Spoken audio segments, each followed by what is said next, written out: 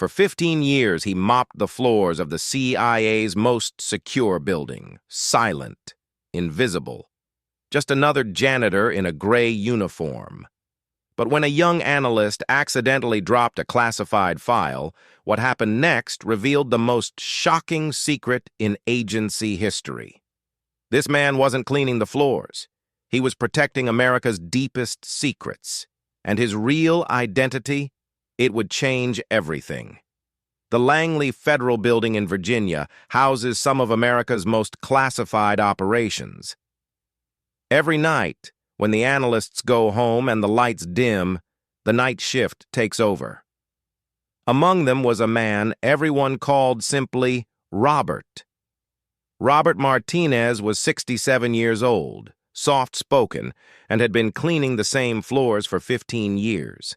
He arrived precisely at 10 p.m. every weeknight, changed into his gray maintenance uniform, and began his rounds. 5 floors, 43 offices, same routine every night. The security guards knew him. The late-shift analysts nodded politely when they passed him in the hallways. But nobody really saw him.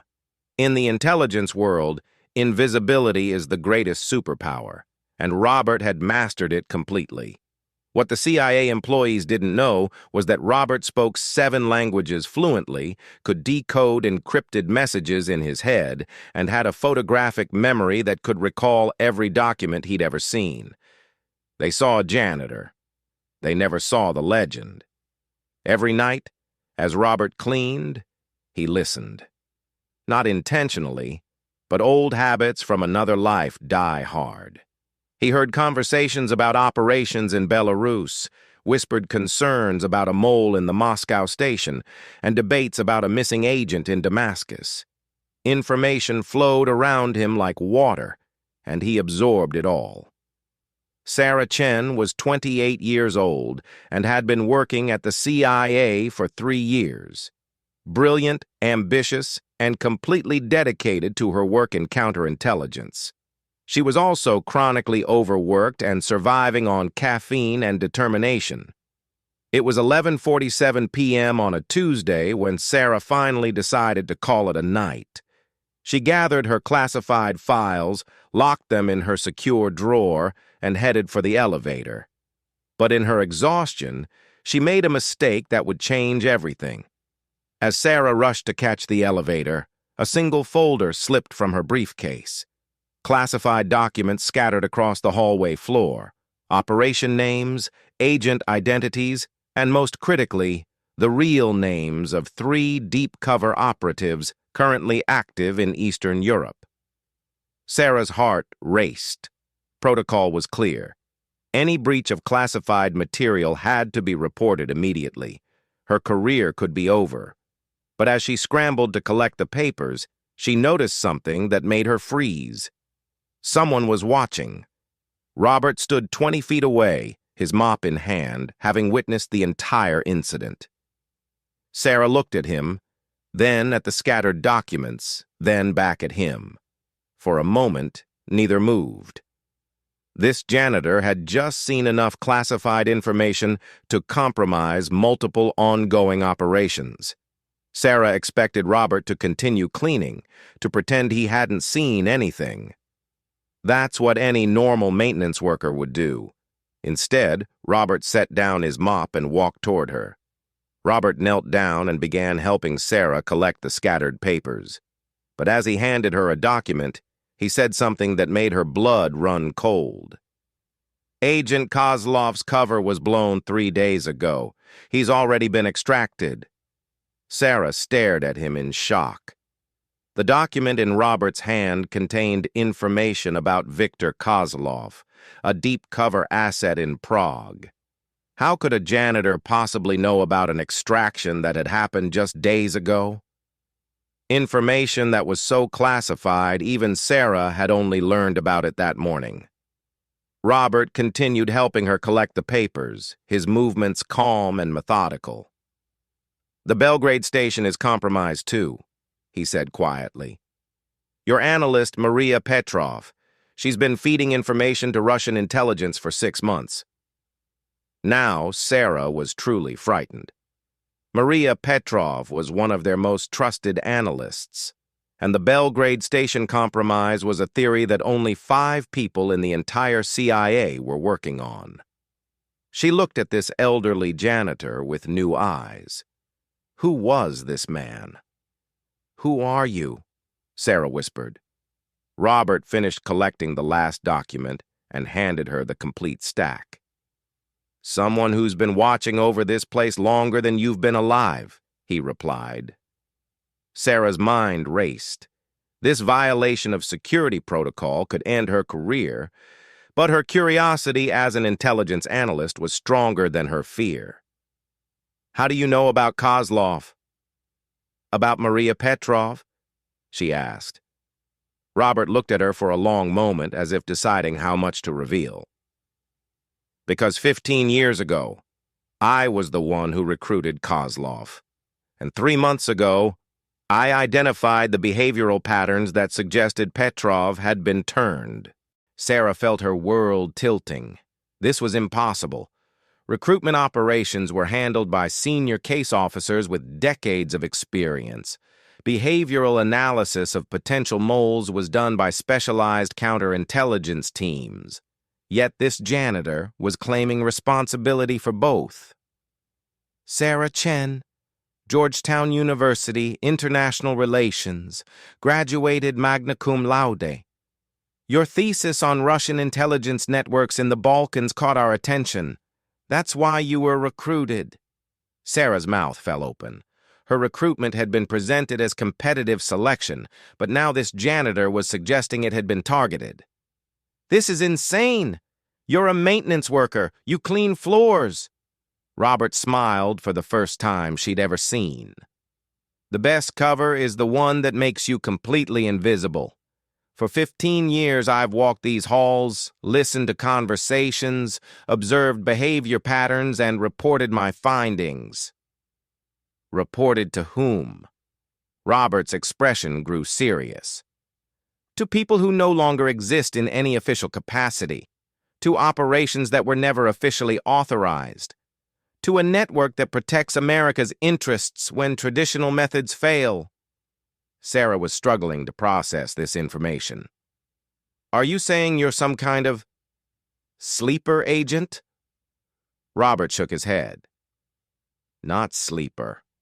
Guardian. There are threats to this country that require monitoring but can't be officially investigated. There are operations that need oversight but can't be officially supervised. When you've spent 35 years in covert operations, retirement doesn't mean you stop caring about national security. It means you find new ways to serve." Sarah looked confused. 35 years? But your file says you've only worked here for 15 years. My file says whatever it needs to say. Robert Martinez, the janitor, has worked here for 15 years. But the man behind that identity, he spent 3 decades in the most classified operations this country has ever conducted. Sarah realized she was standing in a hallway having a conversation that could reshape everything she thought she knew about the CIA. "Why are you telling me this?" she asked. Robert's expression darkened. "Because something is happening that's bigger than both of us, and I need your help. For 6 months, I've been tracking unusual patterns in classified document handling, files being accessed outside normal parameters, information being requested by personnel who shouldn't need it. Someone is conducting unauthorized intelligence gathering within the agency itself." "You think there's a mole?" Sarah asked. "I think there's an entire network, and it reaches higher than you can imagine. The Maria Petrov situation? It's just one piece of a much larger puzzle." Robert pulled out a small notebook from his cleaning cart.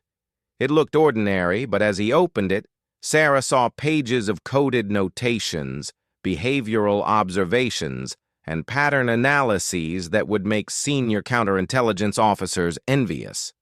"I've been documenting everything, but I can't act on it. Officially, I'm just a janitor. But you You have access, clearance, and most importantly, you have the analytical skills to help me prove what I've discovered." Sarah looked at the notebook, then at Robert. Every instinct told her this was insane, but her training as an analyst recognized the quality of the intelligence gathering. This wasn't the work of a maintenance worker. This was the work of a master spy. "If what you're saying is true, why haven't you reported this through official channels?" Sarah asked. "Because I don't know how high the corruption goes. The wrong report to the wrong person could get us both killed and destroy the investigation."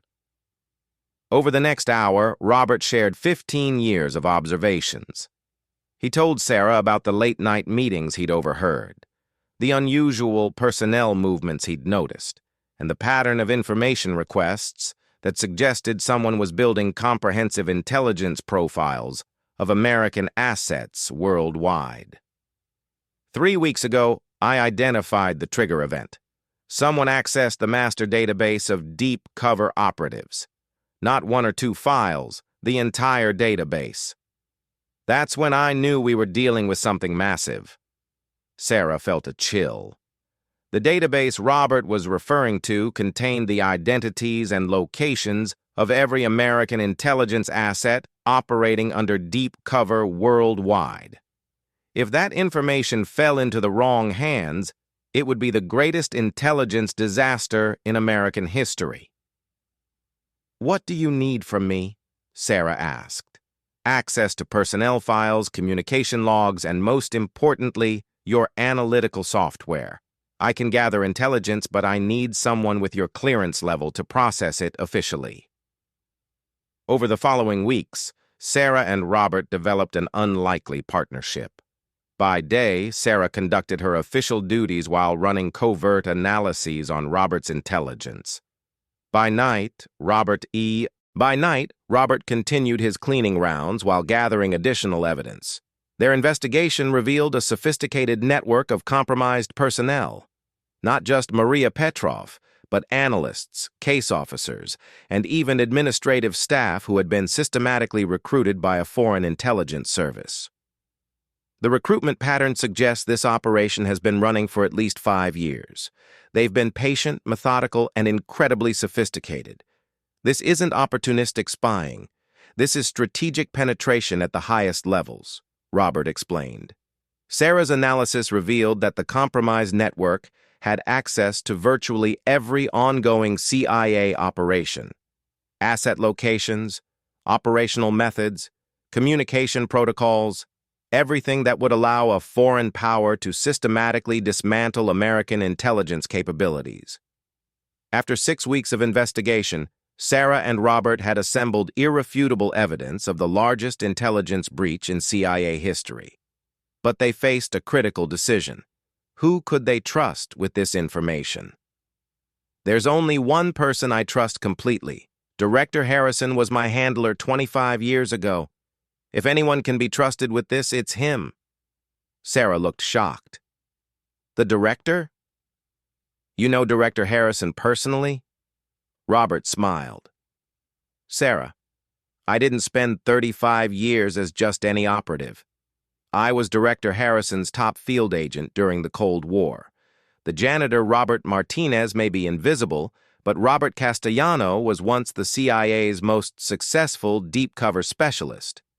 The next morning, Sarah watched as Robert Castellano, walked into Director Harrison's office for the first time in 15 years.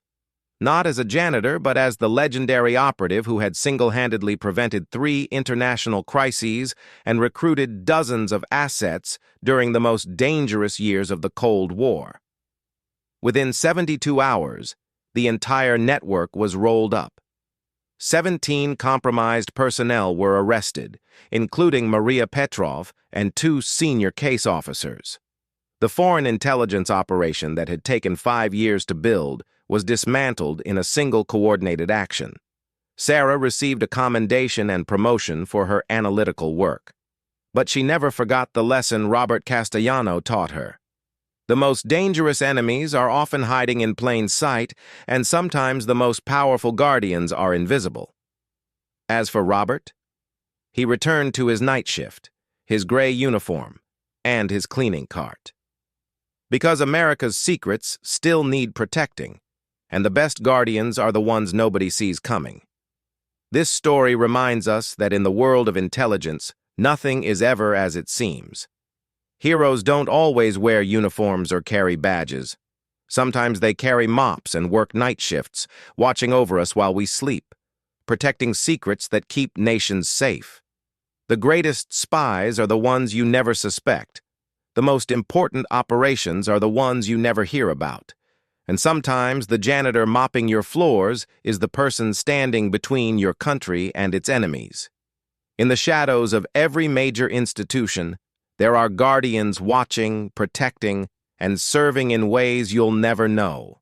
They ask for no recognition, no praise, and no thanks.